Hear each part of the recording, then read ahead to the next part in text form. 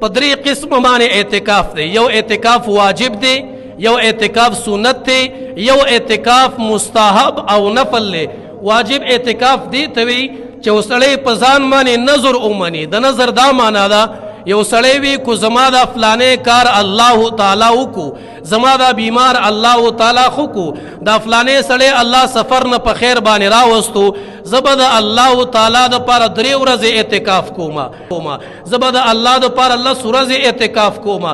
چې څومره اعتکاف په ځان باندې نظر منی دغه اوس په انسان باندې واجب دی. دا اعتکاف بخامخا دا پوره کوي او یا ساتي په دې اعتکاف کې بروجي وسره امن سي ګورخه چې سړی اعتکاف په ځان باندې منی کو زما دا بیمار الله خو کو نو زبد درې ورځې اعتکاف کوما، کو زما مسافر الله په خیر راوستو درې ورځې به اعتکاف کوما.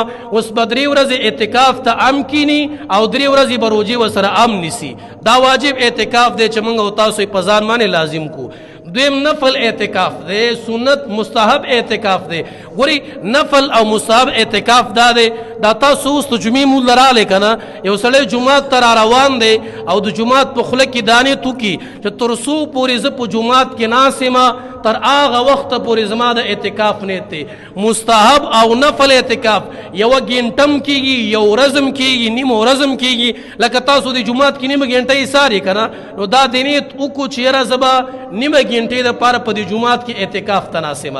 دام اعتکاف دی خو دا مستحب اعتکاف دی، دا نفل اعتکاف دی. په دې کې ورځې ام نشته، په دې کې روجي ام نشته، دا ستا خپله خوښه ده. نو چې کلم جومات ته راځئ په نیت د اعتکاف باندې راځئ ښه، چې هر ټیم مونځ له راځئ دا نیت کوئ چې زما به 15 منټه په جومات کې اعتکافي. د اعتکاف فضیلت به واورئ بله جمعه کې چې په اعتکاف کې څومره فضیلت دی، په اعتکاف کې څومره ثواب دی، په اعتکاف کې څومره اجر دی، دا بله جمعه کې وایم.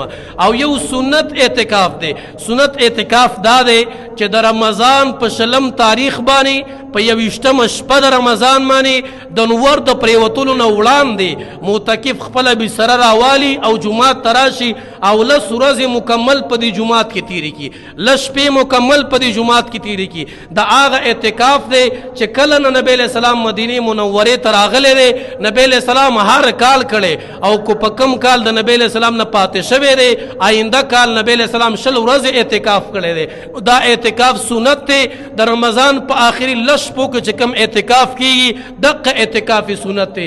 یو واجب دی چې په ځان واجب کی، یو مستحب او نفل دی چې هر وخت جمعات ته راځي د اعتکاف نیت دی، او یو اعتکاف سنت دی چې دا کم د رمضان په آخره کې کیږي. دغه درې قسمه د اعتکاف دی. دا یو لغوي اصطلاحي تعریف دی او دا تاریخ د فضایل بل جمعه کې. هذا واخر دعوانا الحمدلله رب العالمین.